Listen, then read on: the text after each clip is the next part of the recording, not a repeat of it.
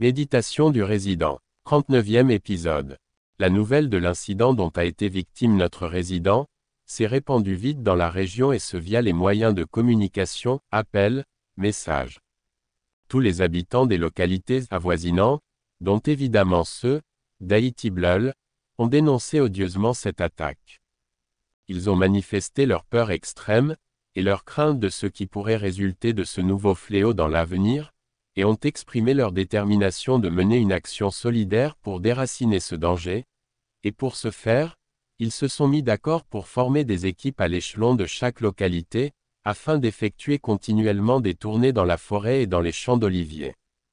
Aussitôt dit, aussitôt fait, les équipes villageoises commençaient à se déployer, armées de fusils de chasse, des bâtons et de différents autres moyens.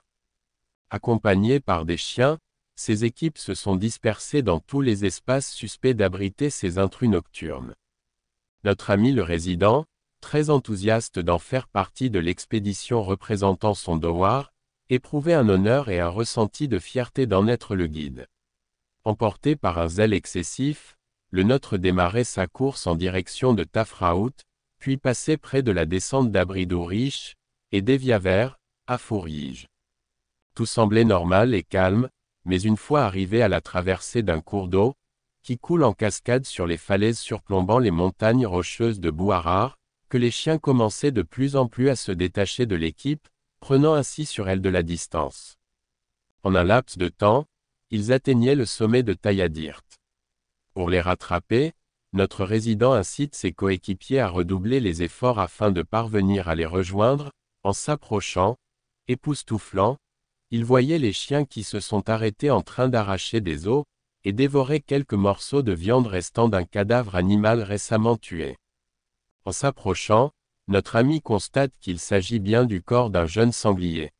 Il a vite compris que c'était lui qui a été à l'origine de l'attaque qui a mis sa vie en péril. Il est maintenant rassuré qu'il a découvert le mystère de la fameuse nuit où il a été l'acteur victime.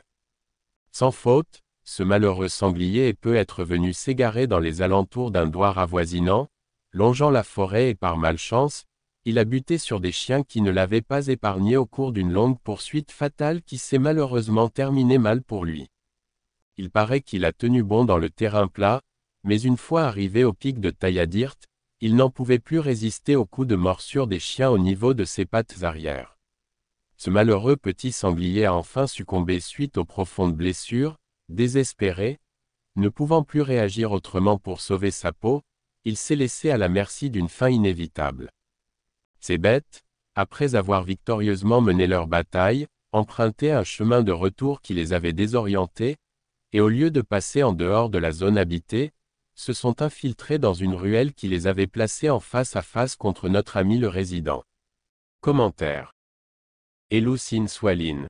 يقال أن وراء كل نقمة نعمة، فحادث الكلاب كان أليما لمقيمنا، لكنه مع ذلك فقد حرك فضيلة التضامن مرة أخرى من طرف ساكني البلدة والدواوير المجاورة، فهب الجميع للبحث عن السبب.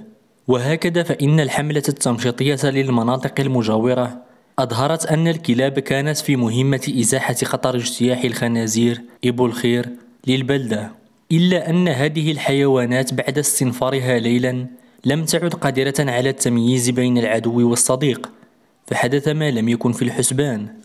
Lassène Boussouga ou Blal.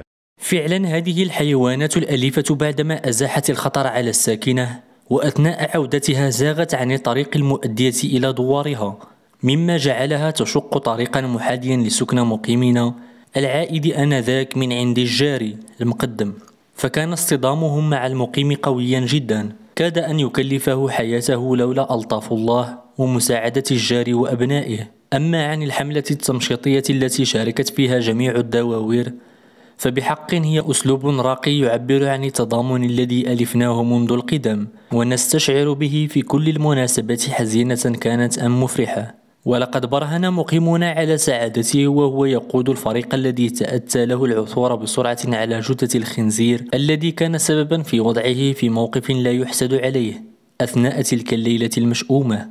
Lassène Mabrouk.